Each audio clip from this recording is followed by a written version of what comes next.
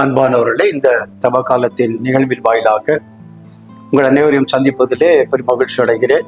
இந்த வாய்ப்பை எனக்கு கொடுத்த இந்திய சுதேச மிஷனரி இயக்கத்தின் பொது காரியதர்சி அவர்களுக்கும், பொறுப்பாளர்களுக்கும், அலுவலக பணியாளர்களுக்கும், மிஷனரிகளுக்கும் என்னுடைய உளமார்ந்த நன்றியை தெரிவித்துக் கொள்கிறேன். தெய்வ கிருபையும் சமாதானமும் உண்டாயிருந்து உங்களுக்கு பெருகுவதாக.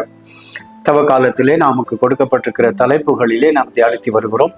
சிறப்பாக இன்றைக்கு நமக்கு கொடுக்கப்பட்ட தலைப்பு புத்தி உள்ளவன் புத்தி அற்றவன். மலை பிரசங்கத்தின் சாராம்சமாக இந்த வசனங்கள் நமக்கு கொடுக்கப்பட்டிருக்கிறது. பரிசுத்த மத்தேயு எழுதின நற்செய்தி அதிகாரம் 7 வசனங்கள் 21 தொடங்கி 29 முடிய நமக்கு கொடுக்கப்பட்டிருக்கிறது. இது மலை அருள் பொழிவின் ஒரு சாராம்சமாக இருக்கிறது. ஒட்டுமொத்த வேதாகமத்தின் சாராம்சமாக மலை அருள் பொழிவு இருக்கிறதை நாம் பார்க்கிட்டோம். இயேசு கிறிஸ்து சொல்லுகின்றார், என் வசனத்தை கேட்டு அவைகளின்படி செய்கிறவன் கண்மலையின் மேல் அஸ்திவாரம் போட்டு தன்னுடைய வீட்டை கட்டின புத்தியுள்ள மனுஷனுக்கு ஒப்பிடப்படுகிறான். பெருவெள்ளம் வருகிறது, மழை வருகிறது, காற்று அடிக்கிறது, அந்த வீட்டின் மேல் மோதுகிறது, அது அசைக்கப்படவில்லை. அது கண்மலையின் மேல் அஸ்திபாரம் போடப்பட்டிருக்கிறது. இன்னொரு மனிதன் வசனத்தை கேட்டு அதன்படி செய்யாதவன் மணலின் மேல் வீட்டை கட்டின புத்தி இல்லாத மனுஷனுக்கு ஒப்பிடப்படுகிறான். ஒருவேளை இந்த வார்த்தையை, இந்த செய்தியை பதிவு செய்வதற்கு முன்பாக நான் எந்த கேட்டகரியை சேர்ந்தவங்கிறத ஒரு தீர்மானம், நிதானம் எனக்கு தெளிவு வேண்டும். அது எனக்கும் என்னை படைத்த கடவுளுக்கும் மட்டுமே தெரியும்.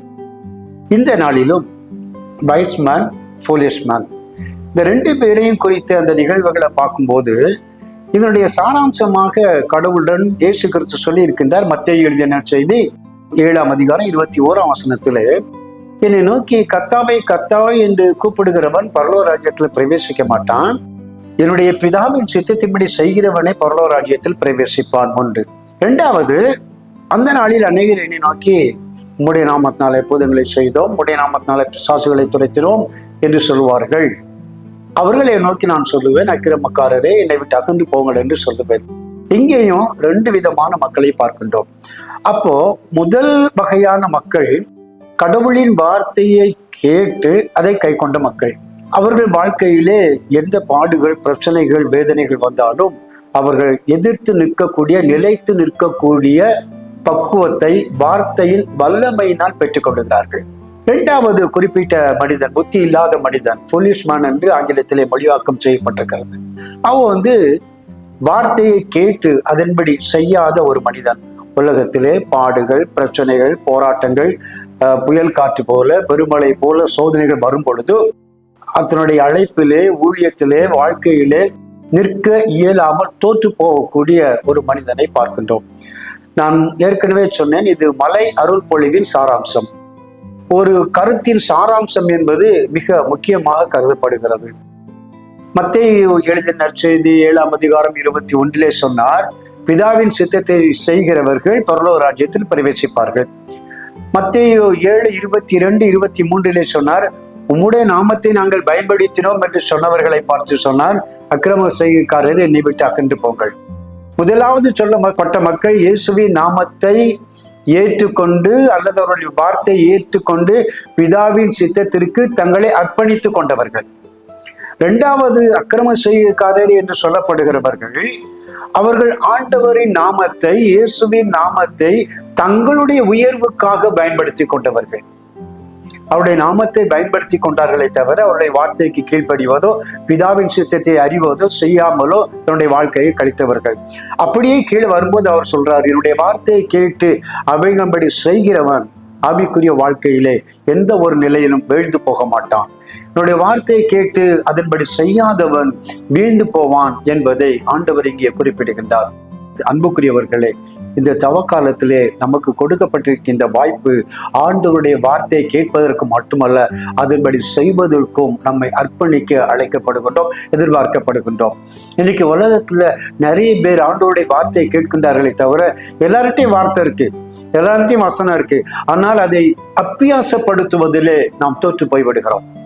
வசனம் எல்லாத்துக்கும் தெரியும், பைபிள் எல்லாத்துக்கும் தெரியும், பிரசங்கம் எல்லாத்துக்கும் தெரியும், ஆனால் அதை அபியாசப்படுத்துவதிலே பின்தங்கியவர்களாக இருக்கின்றோம். அதுதான் இங்கே இயேசு கிறிஸ்து சொல்லுகின்றார், வசனத்தை கேட்டு அதன்படி செய்கிறவனே என் நிலைத்திருக்கிறான். ஒருவேளை அந்த வசனத்தை கேட்டு நாம் நிலைத்திருக்கும் பொழுது கனி கொடுக்கின்ற வாழ்க்கை, ஆண்டவருக்கு பிரியமான வாழ்க்கை, ஆண்டவர் எதற்காக நம்மை பிரித்து எடுத்தாரோ, பேச்சொலி அழைத்தாரோ அந்த வாழ்க்கையின் ஆசீர்வாதங்களை பெற்றுக்கொள்ள கர்த்தர் நம்மை தகுதி உள்ள பிள்ளைகளாக மாற்றுகின்றார். வசனத்தை கேட்டு அதன்படி செய்கின்றவர்கள் இந்த உலகத்தில் எந்த போராட்டம் வந்தாலும் அதிலே நிலைத்து நிற்கக்கூடிய பக்குவத்தை, தைரியத்தை பெற்றுக் கொள்கிறார்கள். வசனத்தை கேட்டு அதன்படி செய்யாதவர்கள் அல்லது வசனத்தை அசட்டை பண்ணினவர்கள் தங்களுடைய வாழ்க்கையில் வருகின்ற போராட்டங்கள் எதிர்த்து நிற்க இயலாமல் வீழ்ந்து போகின்றார்கள். அத்திமரமானது பெருங்காற்றினால் அசைக்கப்படும் போது அதன் காய்கள் உதிர்ந்து போகிறது. அதே போல சோதனையிலே, பாடுகளிலே நிலைத்து நிற்க இயலாமல் பின்வாங்கி போகின்றார்கள். அப்படிப்பட்ட ஒரு பின்மாற்றமான ஒரு வாழ்க்கை நமக்கு தேவையில்லை என்பதைத்தான் இயேசு கிறிஸ்து தெளிவாக சொல்லுகின்றார். லூக்கா எழுதிய நற்செய்தி 6ஆம் அதிகாரத்துல ரொம்ப அழகா சொல்றாரு, என்னிடத்தில் வந்து என் வார்த்தையை கேட்டு அதன்படி செய்கிறவன் புத்தி உள்ளவன், என் வார்த்தையின்படி செய்யாதவன் மணலின் மேல் வீட்டை கட்டின புத்தி இல்லாத மனுஷனுக்கு ஒப்பிடப்படுவான். இந்த தவக்காலங்கள் நமக்கு அருட்கொடையாக கொடுக்கப்பட்டிருக்கிறது. ஒருவேளை நம்முடைய வாழ்க்கையில இந்த தவக்காலங்களை நம்ம பயன்படுத்தி ஆண்டவருடைய வசனத்தை கேட்கிறவர்களை மாத்திரமல்ல, அதன்படி செய்கிறவர்களாக இருக்கும் பொழுது வாழ்க்கையில எந்த விதமான போராட்டம் வந்தாலும், புயல் போன்று, வெள்ளம் வந்து, நீரோட்டம் போன்று, காற்றடிக்கின்ற எந்த பிரச்சனையாக இருந்தாலும் எதிர்த்து நிற்கக்கூடிய ஒரு வல்லமையும் ஆற்றலும் அவருடைய வார்த்தையின் வழியாய் நமக்கு கிடைக்கின்றது. அதுதான் இயேசு கிறிஸ்து லூக்கா 4ஆம் அதிகாரம், மத்தேயு 4ஆம் அதிகாரத்திலே அவருக்கு வந்த சோதனைகளிலே வசனத்தை கொண்டு ஜெயித்து அவர் நமக்கு முன்மாதிரியாக வாழ்க்கை வைத்து போயிருக்கின்றார். அன்புக்குரியவர்களே, அப்படிப்பட்ட ஒரு வல்லமையான வார்த்தையை நாம் பெற்றிருக்கின்றோம். வார்த்தைகளை கேட்கிறவர்களாய் மாத்திரமல்ல, அதன்படி செய்கிறவர்களாய் இருந்து ஆண்டோடைய நாமத்தை மைமைப்படுத்தும். எந்த நிலையிலும் வீழ்ந்து போகாத வெற்றியுள்ள கிறிஸ்தவ வாழ்க்கையை நாம் பெற்று ஆண்டோடைய நாமத்தை மைமைப்படுத்துவோம். NMS ஊழியங்களை தாங்குங்கள், NMSக்காக ஜெபியுங்கள். தொடர்ந்து நம்முடைய தலைமுறையிலே தேசம் சந்திக்கப்பட நம்மை அர்ப்பணிப்போம். கர்த்தர் தாம் இந்த வார்த்தைகளை ஆசீர்வதிப்பாராக. ஆமென். தலையை தாழ்த்தி ஜெபம் செய்வோம். அன்பு நிறைந்த ஆண்டவரே, NMS ஊழியங்களுக்காக ஜெபிக்கின்றோம். அதன் வழியாக கணக்கற்ற மக்களை உடைய ராஜ்யத்தில் பங்காளிகளாக சேர்த்து வருகிறீர். உமக்கு ஸ்தோத்திரம். இந்த காணொலி வாயிலாக என்னை கேட்டுக்கொண்டிருக்கிற, பார்த்து கொண்டிருக்கிற அத்தனை பிள்ளைகளும் வசனத்தை கேட்கிறவர்களை மாத்திரமல்ல, அதன்படி செய்து உடைய நாமத்தை மைமைப்படுத்த மிஷனரி ஊழியத்தில் தங்கள் பங்களிப்பை அர்ப்பணிக்க கர்த்தர் கிருபை செய்யும். தாழ்த்துகிறோம். அனைத்து மையமும் உமக்கே அர்ப்பணம் செய்கின்றோம். உயிர்த்தெழுந்த உலக ரட்சகர் இயேசு கிறிஸ்துவின் நாமத்தில் தாழ்மையோடு பணிந்து மன்றாடுகிறோம். ஜெபம் கேளும் நல்ல பிதாவே. ஆமென். நமது ஆண்டவராய் இயேசு கிறிஸ்துவின் கிருபை, பிதாவாகிய தேவனுடைய மாறாத அன்பு, பரிசுத்த ஆவியானவரின் ஐக்கியம் நம் அனைவரோடும், அனைவரின் கைகளின் பிரயாசங்களோடும், இந்திய சுதேச மிஷனரி இயக்கத்தின் ஊழியங்களோடும் இடுவெளி சதா காலம் நிலைத்திருந்து காப்பதாக. ஆமென்.